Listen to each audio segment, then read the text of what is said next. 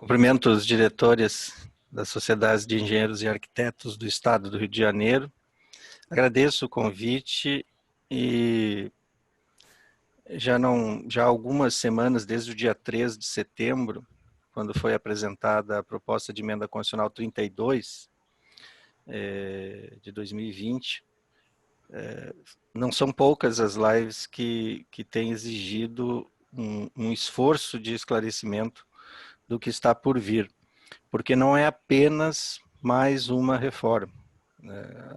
A despeito do que tem sido divulgado nos meios de comunicação e que tenha sido usado como premissa para essa reforma, ela vai muito além e é muito inferior ao que qualquer ideologia gostaria, independente de a qual grupo se pertence, como uma reforma administrativa. Eu não sou supersticioso, mas se fosse, eu diria que ela, inclusive, não faz bem para a saúde de quem estuda. Eu tive um sócio que, durante a análise da reforma, teve uma paralisia facial do lado direito do corpo e vai levar uns 3 meses aí, que é inclusive quem comigo tratava desse tema, para se recuperar. E os computadores, o meu computador, por exemplo, que nunca apresenta problema em live, hoje tive que adiar um pouco o ingresso porque ele entrou num surto aqui entre imagem e som que para mim não permitia ter segurança de que ia falar como estou falando agora, mas foi resolvido. Talvez tenha sido alguma intervenção misteriosa para que a reforma não seja esclarecida, mas que agora já foi resolvido. Tenho conseguido vencer esse elemento inesperado.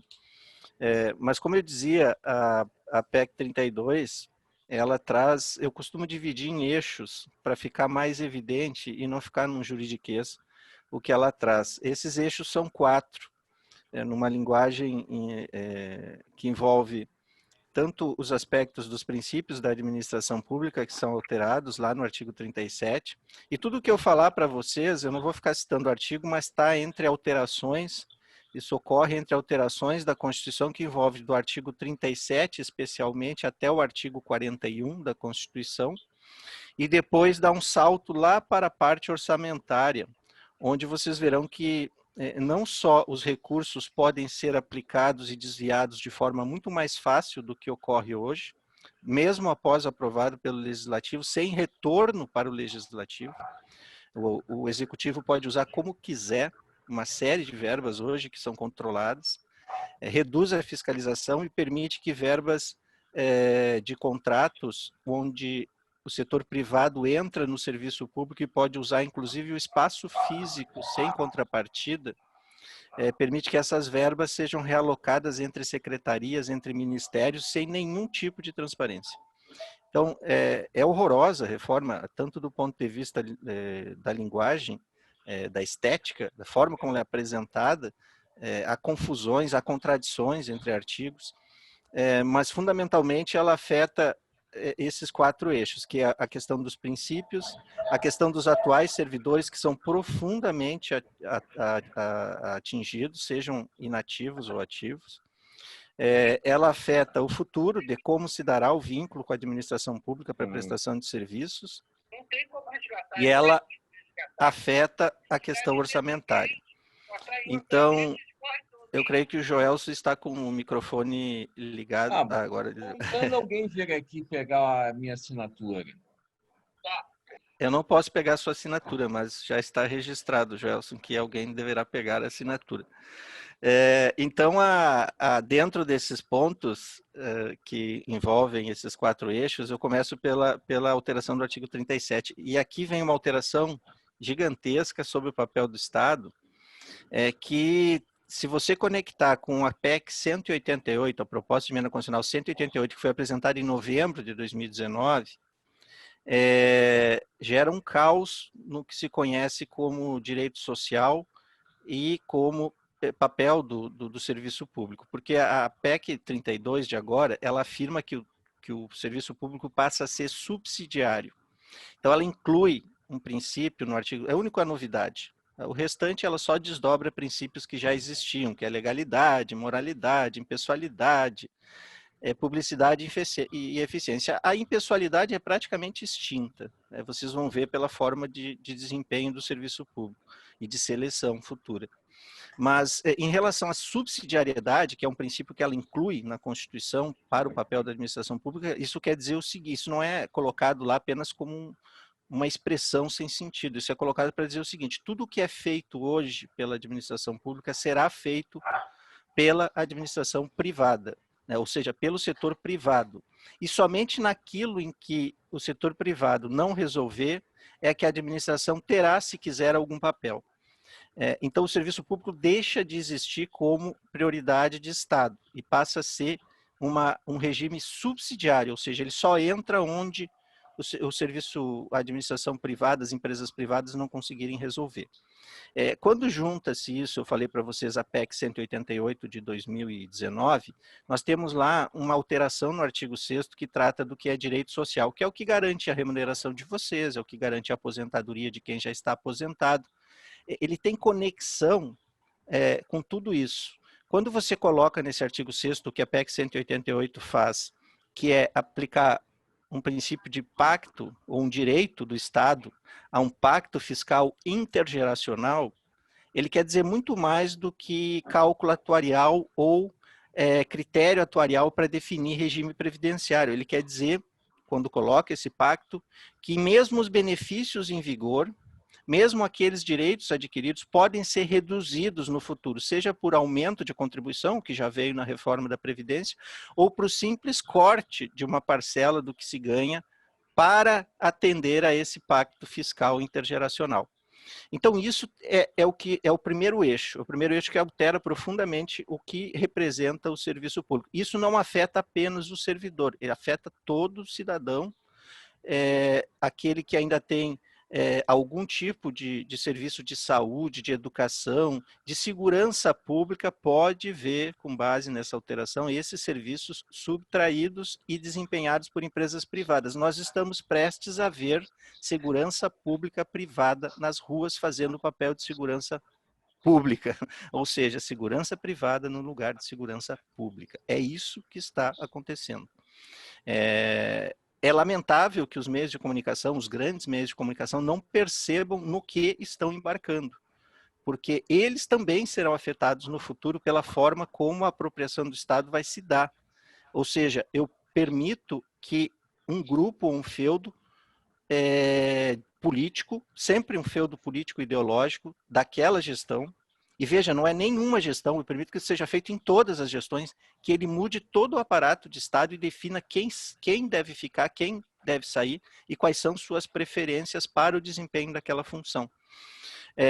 Saindo desse eixo que é o eixo principiológico, nós temos um segundo, que é o que acontece com vocês que já estão no serviço público, sejam aposentados ou ativos.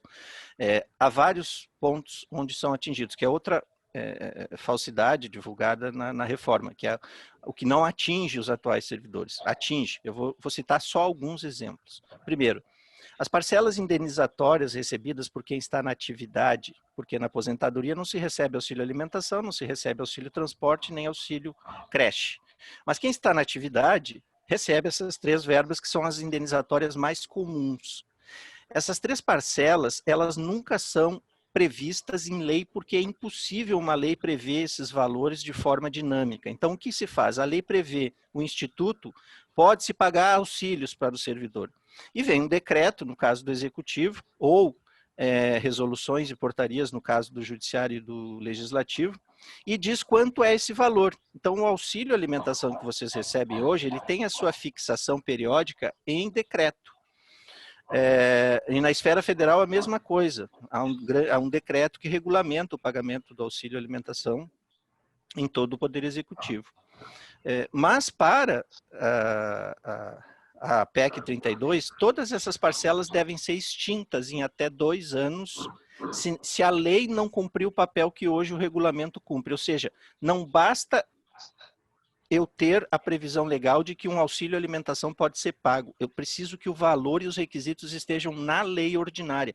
Vocês imaginem o que é aprovar uma lei ordinária para fixar o auxílio alimentação do servidor nesse cenário, e num cenário de restrição orçamentária prolongada, que é a emenda constitucional 95 do teto dos gastos públicos, nesse cenário, e isso ser feito de forma a manter permanentemente este valor. Ainda que seja atualizado periodicamente, teria que ser por lei. Isso vai gerar extinção de auxílios no país inteiro.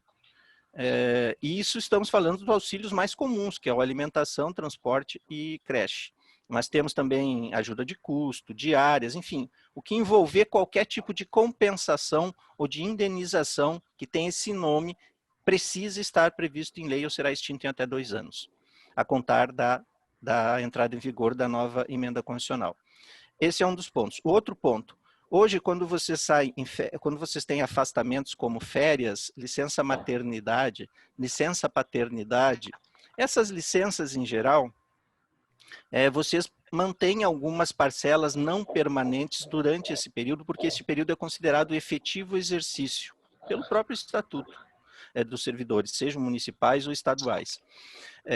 Com a reforma, esses valores deixam de ser pagos durante esses afastamentos. Então, o auxílio alimentação, que é percebido na maioria das carreiras durante as férias também, porque as férias são como um efetivo exercício, é um descanso prolongado, garantido pela Constituição e pela lei, eles expressamente deixam, esses todos os auxílios que eu mencionei, e gratificações que vocês recebem em caráter não permanente, esses valores deixam de ser pagos durante qualquer tipo de afastamento, inclusive, como eu disse, licença maternidade, férias e licença paternidade. Com exceção de um afastamento, que tem um nome novo na Constituição desde a reforma da Previdência, que é a licença por incapacidade temporária, que equivaleria a uma licença saúde de quem não pode retornar imediatamente ao trabalho. No demais, esses valores são cortados. Vocês da carreira atual não podem ter nenhum benefício a partir de 1º de fevereiro de 2020, isso mesmo, 1º de fevereiro de 2020, início desse mês. Não podem ter nenhum benefício a partir de 1º de fevereiro de 2020 que não seja estendido aos novos servidores da carreira. Então, vejam, congela-se a carreira anterior com base nos novos cargos e carreiras. Isso também está lá na PEC 32. Atinge os atuais servidores. Todos os cargos de direção, chefia e assessoramento que hoje vocês conhecem serão extintos, todos, indiscriminadamente. Quem neles está será substituído por alguém sem nenhuma garantia de que seja integrante da carreira, porque a Constituição transforma essas funções comissionadas ou funções de confiança, que devem ser preenchidas por cargos efetivos, em cargos de liderança e assessoramento.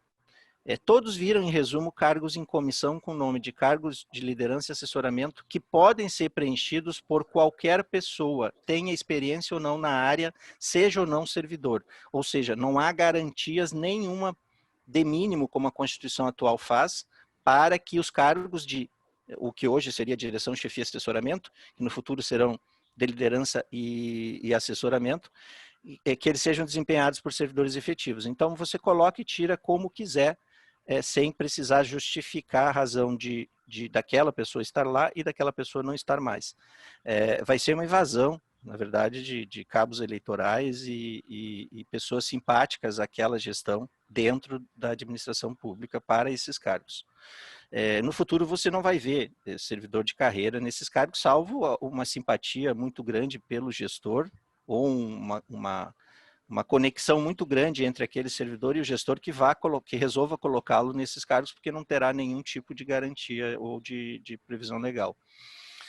Então, esse é um outro ponto que atinge os atuais servidores. No futuro, eu digo assim que aprovada essa reforma, a avaliação de desempenho não precisa mais ser prevista em lei complementar e ela deve ser implementada por lei ordinária. O que significa que medida provisória pode regulamentar a avaliação de desempenho. Então, vocês imaginam como será avaliado por este grupo vinculado, que é este grupo de cargo de liderança e assessoramento que vai avaliar. Esse pessoal é um pessoal, será sempre um pessoal comprometido com o governo político, não com o governo de Estado. E ele vai avaliar periodicamente os servidores também estáveis. E aí entra a falácia da estabilidade, que fica mantida para os antigos. Sim, ela fica mantida para os antigos. Os novos não têm nem possibilidade de adquirir, com exceção dos cargos típicos de Estado.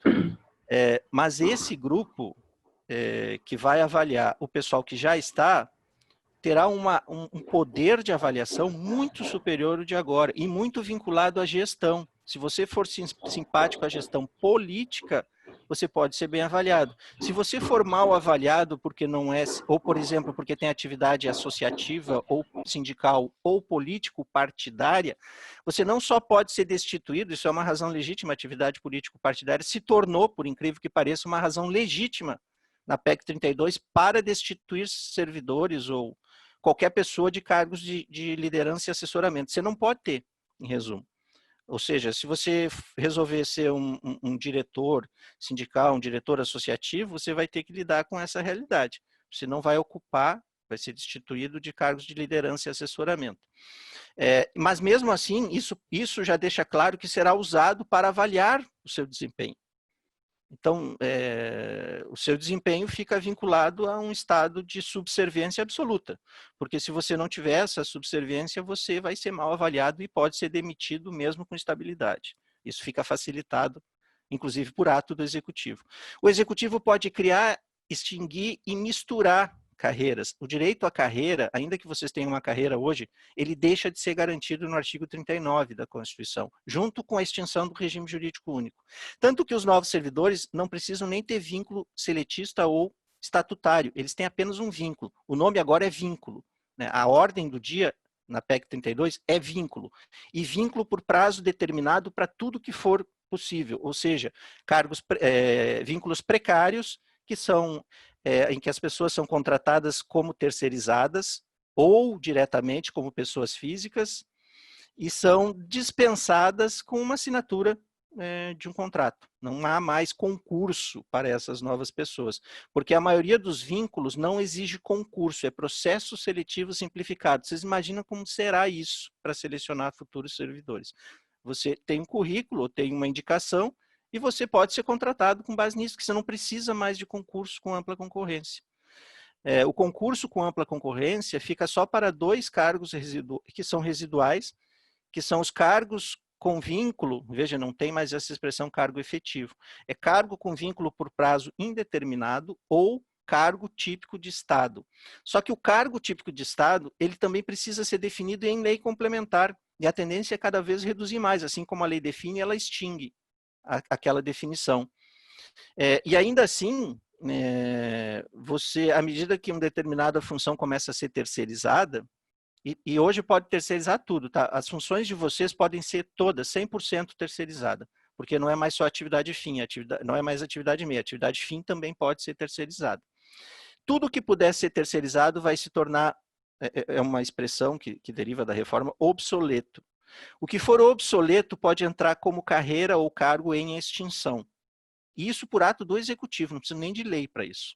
Um ato do chefe do executivo, equivalente a decreto. Ele pode extinguir, colocar em extinção o cargo e a carreira, e simplesmente ficar congelado daí para sempre o que aposentados ganham, porque não tem mais pares na atividade para servir de modelo. E para piorar, os aposentados de cargo de extinção não têm nem garantia de reajuste pelo regime geral de previdência social. Vocês devem recordar o tempo do juiz classista, é um entre vários exemplos de carreiras antigas que foram extintas na década de 90. O juiz classista que recebia R$3.000 em 1995, ele recebe os mesmos R$3.000 hoje, em 2020. No caso da União, na esfera federal, com 13,5% de reajuste, que vai dar aí 3.100 e poucos. Então, essa é a realidade que eu não tenho dúvida, pelo contorno da reforma, que é o que vai se instalar. E eu não estou aqui fazendo terrorismo, estou apenas descrevendo, isso não é uma opinião abstrata ou pessoal. Isso basta ler a PEC 32 para você chegar a essa conclusão.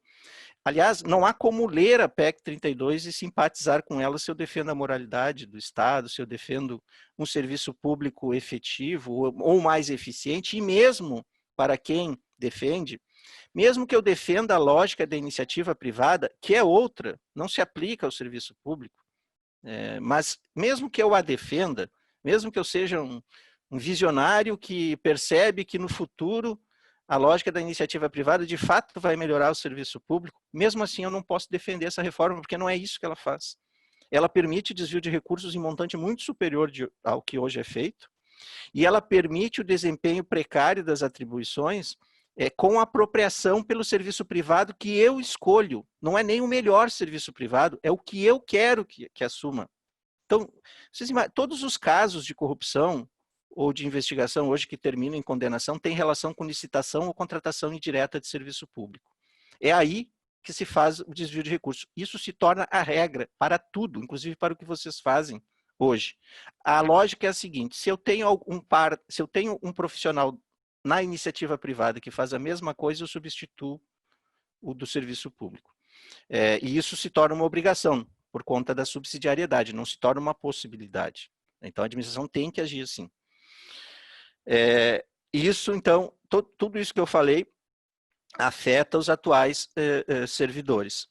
Mas temos ainda outras novidades, que é como será esse vínculo. Eu falei para vocês que são alguns, agora nós temos vínculos, né? São 5 novos vínculos que o servidor do futuro, que não pode mais ter esse nome de servidor, né, tem nome de vínculo, o vinculado do futuro, o vinculado privado ao setor público do futuro, ele vai ter as seguintes definições. Primeiro, vínculo de experiência. Para aquelas remotas hipóteses onde se precise, onde se adote o concurso público, que é apenas para cargo de provimento de vínculo por prazo indeterminado e para cargo típico de Estado, essas são as duas únicas hipóteses entre os 5 tipos de vínculos que envolve contratação por prazo indeterminado.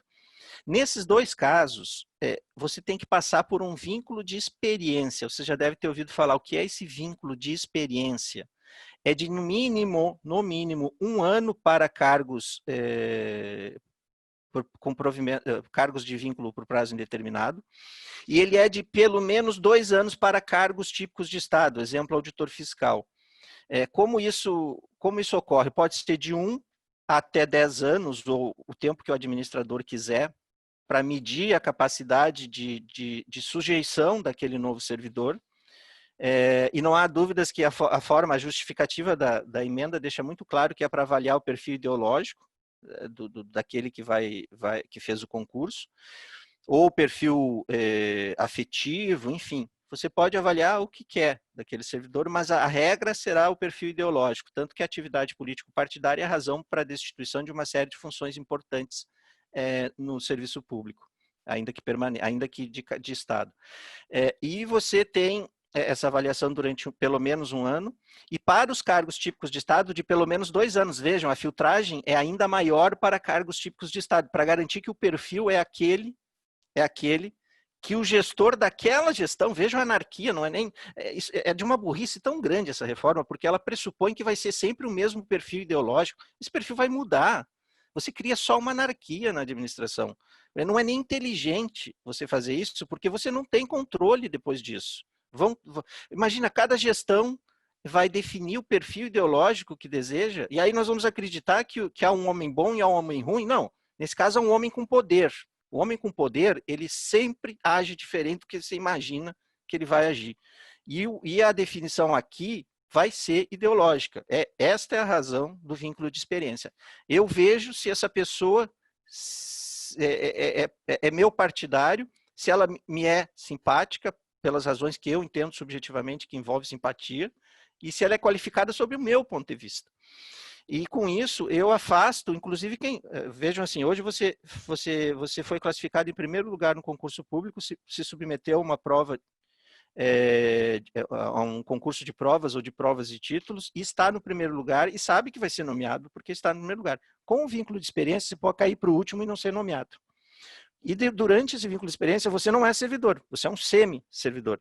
Você é um vínculo de experiência apenas. E pode ser, durante aquele tempo, dispensado, mesmo que tenha ficado em primeiro lugar com muita excelência no concurso, distante de todos, porque a classificação final do concurso vai ser a medida pelo vínculo de experiência. E aí é que você vai ter uma numeração com direito à nomeação e direito dos primeiros que não envolvem nomear os últimos, mesmo que sejam pessoas dentro das vagas previstas no edital. Então, eu tenho um edital com 100 vagas divulgadas.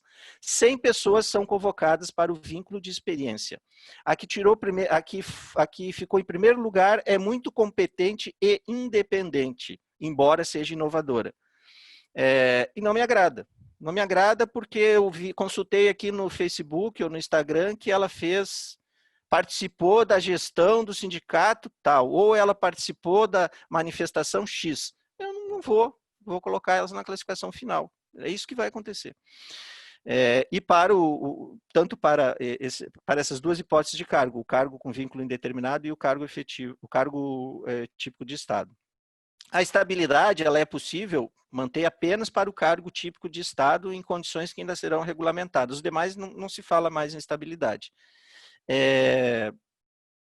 Os outros três vínculos, os outros dois vínculos, porque aqui eu falei de três, eu falei do vínculo de experiência, que é um deles, que é precedente do cargo com vínculo por prazo indeterminado e do cargo típico de Estado. Os únicos dois cargos que envolvem concurso. Nos demais cargos, que é o cargo com o vínculo por prazo determinado, que pode ser seletista ou não, é aí que se diz que se criou uma figura inferior à CLT e a tudo que se conhecia como vínculo de trabalho, porque ela não tem nenhuma garantia que tem o estatutário e nem o seletista. É algo muito mais precário que isso. E mais precário até que a terceirização.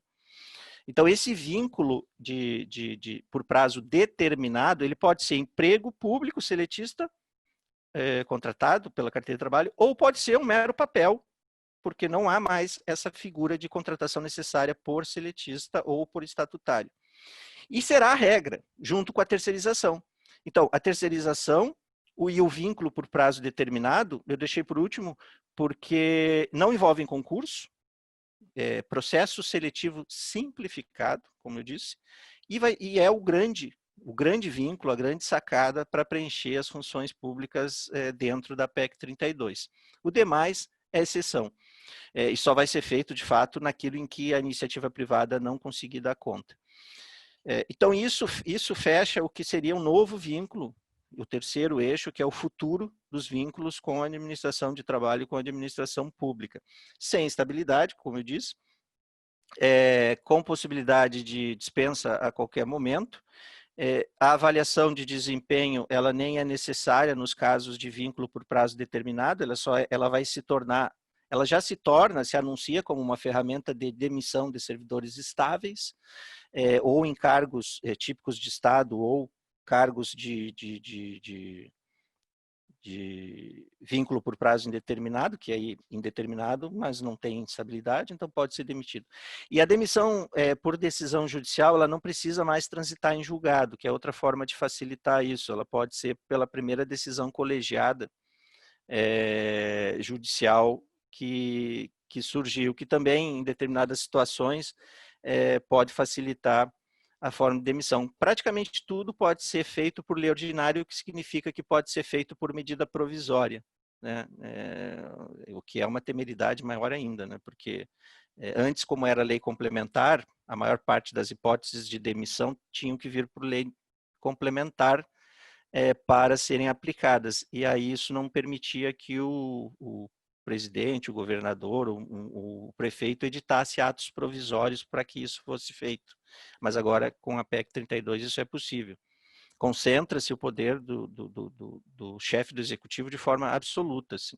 Tanto que o 84, inciso 6º, que também é o futuro, dentro do futuro do serviço público, ele permite que o presidente da República e os chefes, por simetria, os chefes dos executivos locais, demitam, transformem, coloquem em extinção e remanejam, façam um remanejamento de servidores entre ministérios ou secretarias, né? Então, toda essa rotina de gestão passa a ser possível. O que antes tinha que ser feito por lei pode ser feito por ato administrativo, a partir da alteração do artigo 84, inciso 6º da Constituição pela PEC 32. E, por fim, eu certamente deixei alguma coisa fora aqui, mas para não tomar mais o tempo de vocês, por fim, a questão orçamentária vem do artigo 167, inciso 6º, ou parágrafo 6º, que altera, cria-se uma figura muito ampla de contrato de gestão, que se chama, que é o contrato, que são convênios que a administração faz com empresas privadas para a gestão pública.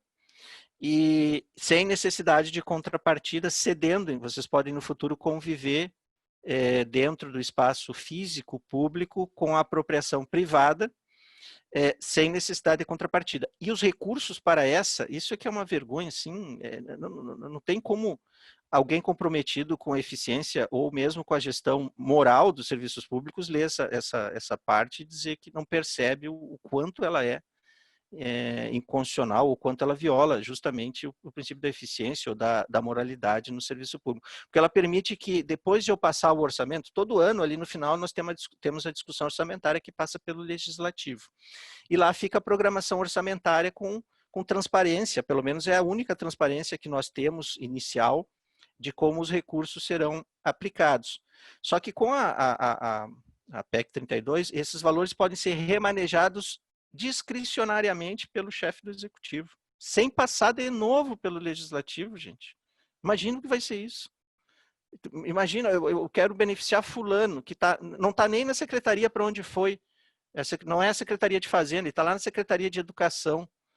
Eu coloquei ele lá num cargo de liderança e quero que tal contrato que está sob a liderança dele, lá junto à empresa privada, seja beneficiado. Eu posso tirar o recurso daquele elemento de despesa e colocar no outro, sem prévia aprovação ou fiscalização legislativa. Isso já é um problema na terceirização e na execução indireta, que foi ampliada, onde os recursos não aparecem nem no portal de transparência. E agora, com essa contrato de gestão, virou uma liberdade absoluta. Então, se em algum momento se pregava eficiência, ou mesmo o símbolo da gestão privada, que não admitiria esse tipo de manobra, sob pena de falência da empresa, isso simplesmente não acontece. Então, a nossa maior preocupação, e é por isso que eu aceitei e fico honrado pelo convite do Roberto e da sociedade, é porque o esclarecimento, mais do que nunca, é necessário, porque eu trabalho há 20 anos na atuação em direito de servidor e de concurso público. Só em relação à regulamentação e a defesa de institutos essenciais nesse processo. E nesses 20 anos eu não imaginava que veria, não pensei que veria, talvez porque eu tivesse ainda uma ilusão positivista, uma ilusão que é típica ainda do período moderno, que foi desfeita com a Segunda Guerra Mundial, de que o homem tendia a avançar, né? A avançar, mesmo depois da Segunda Guerra Mundial, que a história tenderia a avançar sempre para um lugar melhor, né? Nós estamos retrocedendo pelo menos 1,5 séculos em relação à forma de gestão pública, e é triste ler isso e imaginar que isso vai acontecer, porque vai afetar cada cidadão, não só o servidor público. De modo que esse espaço é importante para mim, exclusivamente ainda que fosse exclusivamente por isso, para ajudar no esclarecimento e na divulgação de que esta reforma nem de longe é o que se pretende, seja defensor de um Estado grande ou um Estado mínimo. Ela não serve para nenhum. Mais do que nunca, aqueles que têm contato político, desde vereador, candidato a vereador, até deputado, senador, todo esclarecimento é válido para evitarmos que isso prospere, porque se isso vingar, precisa passar em 2 turnos, por 3/5 na Câmara de aprovação e 3/5 em 2 turnos no Senado. Primeiro na Câmara agora, vai para a CCJC, que é a Comissão de Constituição, Justiça e Cidadania, e uma vez aprovada lá, vai para a Comissão Especial.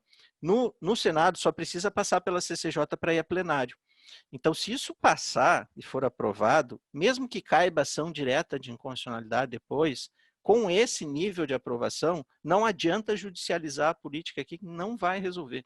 Se passar, é o fim do que se conhece como carreira, cargo e serviço público, e isso não vai acontecer num espaço longo, pelo que eu observo, pode acontecer num espaço bem curto. Obrigado, Alberto, obrigado aos ouvintes.